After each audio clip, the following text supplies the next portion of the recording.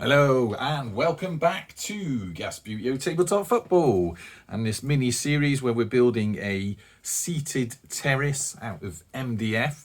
Now this is going to be a very quick episode. I'm not going to whit it on like I've done in the others. If you remember in the last one we were gluing together our triangles and leaving that gap there, and what you'll notice here is that I've added some little bits and pieces.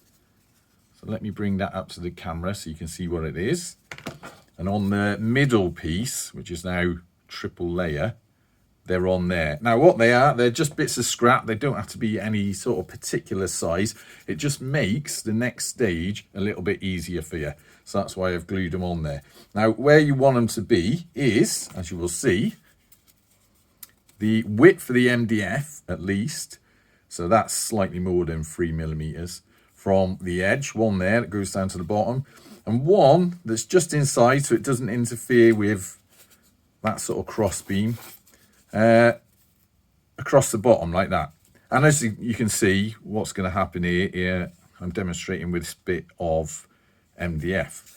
So basically the next stage will be a couple of pieces of your MDF board that you've cut to strip. One's going to go across the bottom and be glued in place, like so.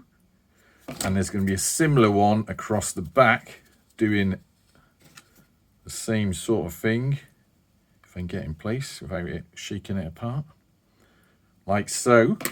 And putting these little tabs on there just makes that easier. They're not sort of 100% necessary.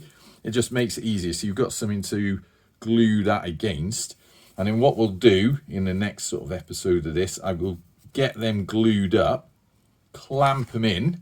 So you might need a bigger clamp, might be easier to get it together. Hold it all together, let that go off, and then we'll be left with the sort of basic framework of the whole terrace. Anyway, just wanted to show you that. So if you're following along, let me show you that again. Little tabs there, making sure you've left a gap for the board. So I sort of measured the board out. You can see that line there. And one at the back. So you've got an upright one and one on the bottom. So you've got at least two crossbar supports. On the middle section, obviously that's on both sides. And on the two end sections, obviously you've got nothing on the outside. That's just smooth. And on the insides, they should look like this. All right, good on that. Right, so next episode should be up not too long away, but if you crack on with doing that, and then we can clamp it all together and get some sort of shape in this thing. Okay, until next time, at the gas. Said it'd be a quick one.